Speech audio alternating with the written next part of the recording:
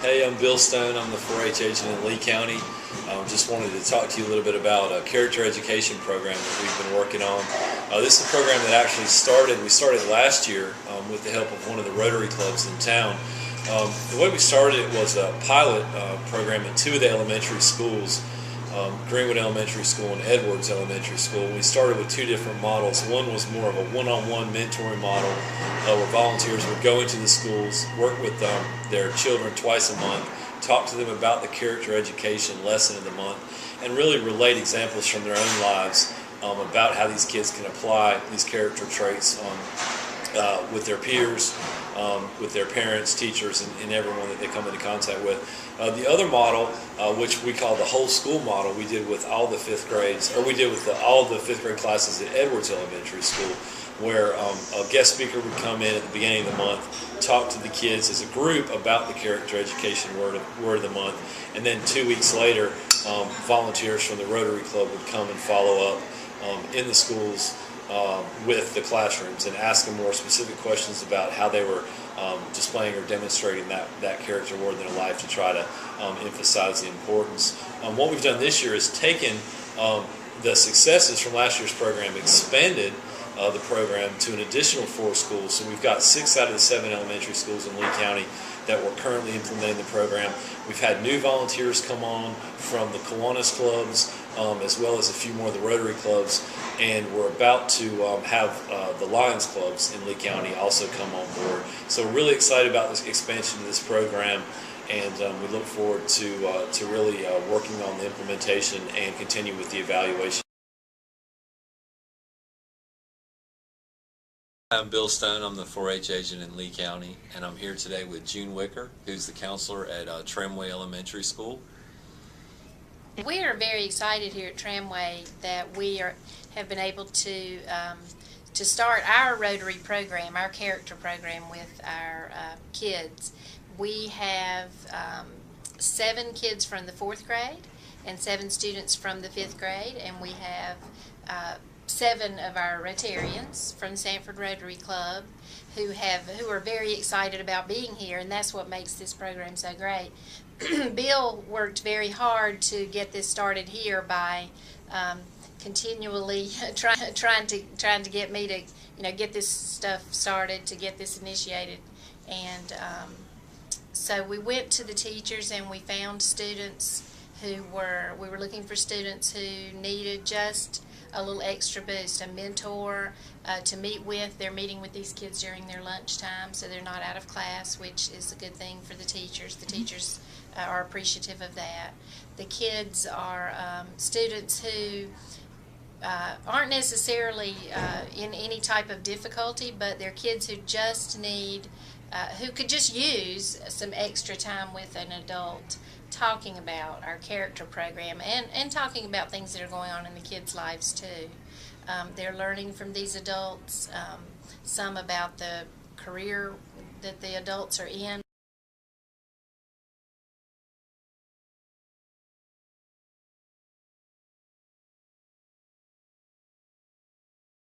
I don't think that there will be any difficulty in sustaining it. One thing that I think other schools might struggle with that we don't hear is that our population is pretty stable. Our kids will be here for the most part. Since we're a year-round school, they don't do a lot of transferring in and out. We did lose one of our students this past week, and that's very unusual, so I'll find another student to fit that spot. But just having the lessons ready for these adults, and Bill's wife actually is the one in her school who started this program and got a lot of the character materials together, so that part's easy. It just takes reminding the teachers that the kids will be with their mentor.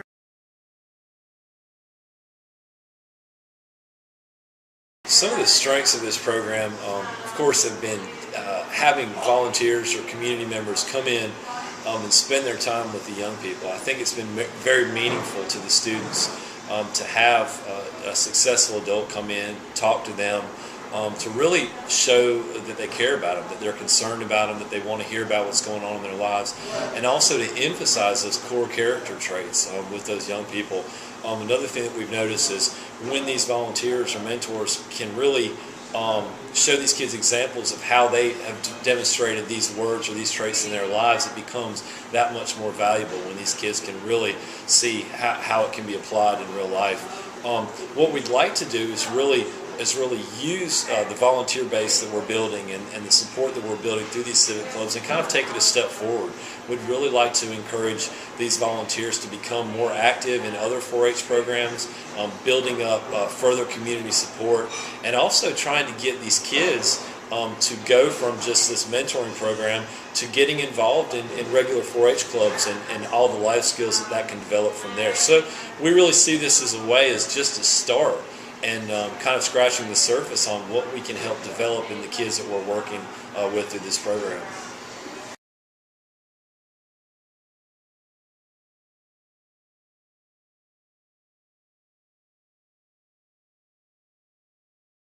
Some of the challenges with this program are obviously due to the time constraints when we're in the schools. It makes it hard for the volunteers to spend more than 20 or 30 minutes with their young people each time they go. Right now we're getting them in there twice a month, but we hope that the cumulative effect of these regular visits we'll really start to see the impacts develop. So I guess in a way that is a challenge, but we hope that by consistent meetings and by the volunteers coming in regularly, that they will still be able to build a relationship. Another one of the challenges, I think, anytime you work with a number of different community groups or organizations, is trying to find the balance there with the collaboration. Every group brings in their different strengths. Every group brings in their own volunteer base, their core values and their beliefs, and we want to make sure that everyone is really highlighted and recognized and appreciated.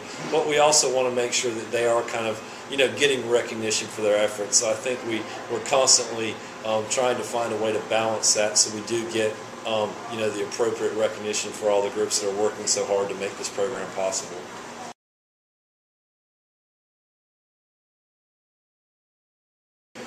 Another one of the challenges that I think we face as youth professionals in a lot of the programs we do, but especially something in the way of as far as measuring the impact of character education. And I know there's been a lot of debate on the value of it, but what we really try to do this year is focus more on the evaluation piece. And you never know what you're going to get or where it's going to lead you, but we do want to be able to show these impacts. But some of these impacts I foresee as being something that they might not show up immediately. I mean, some of these kids by the end of the year aren't going to have been changed, I guess, maybe in a documentable way. But I think that this is one of those programs that, as a volunteer, you're doing a good thing and you stick with it, and you'll start to maybe see subtle changes. And that's what we're encouraging our volunteers, is not to get discouraged if they don't see or if they don't have those aha moments right off the bat, but just to continue on, build that relationship. And this may be something that 10 or 15 years down the road, these kids will look back on and say, wow, that person really did make an impact. Or I remember when me and my buddy from 5th grade talked about this life choice and how maybe it's changed me. We're also encouraging them to tie in goal setting as a way to start thinking about their future. So we're really hoping that kind of the challenge of measuring or kind of qualifying these impacts will be something that will be able to show some good impacts in the future.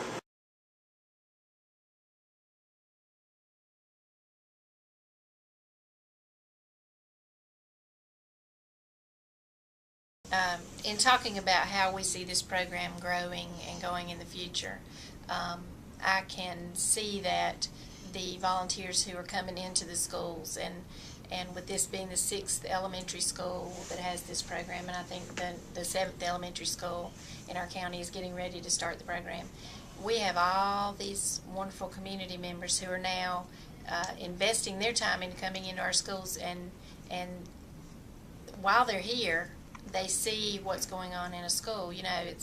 It's difficult to know unless you're really here, and they're meeting with these kids, and they're seeing that kids who may be at risk in some way still are typical kids, and they still are great kids. And sometimes it just takes a little bit of extra effort to help these kids really go far. And so I think that if they see that this little bit of effort can be such a big thing in our schools collectively, that we can make this, really a great benefit for all the kids in the schools. And they're going to be going out and talking to their friends and their business partners and other people in their clubs, to get more people involved. The folks who are working here with us, truly already I can tell that they seem to really, really love doing this.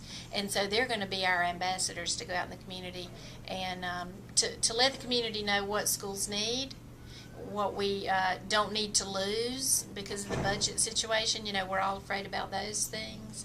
And so we see that this will be a positive thing for us just in the community support and awareness of everything that's going on. That can't go wrong. That'll be a great thing.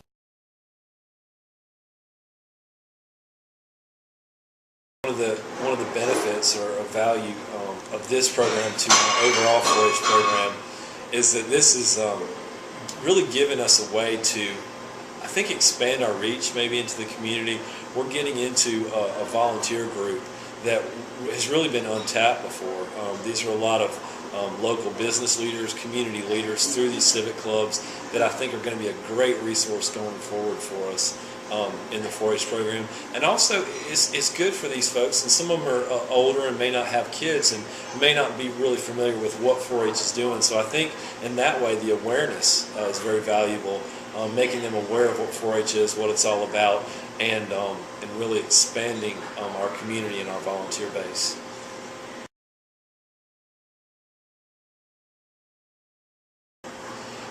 One of the things I think we can do to really strengthen 4-H's visibility, I think, in this program, and this is something that has been tough and it's been a challenge, but we need to, as we look forward, we need to make sure that folks know that 4-H is affiliated with this program and is really serving as kind of the mediator between a lot of these community groups. As I talked about before, community collaborations are so important, but if 4-H and Cooperative Extension is going to put the time and the effort into these type of programs, folks need to make sure that this is a program that's affiliated through 4-H, and I think that brand recognition, especially as 4-H continues to branch more out into youth and families, I think these are the kind of community programs and projects that folks need to recognize and pair 4-H up with in our county. So that's really going to be something that I think is going to be my focus with this program.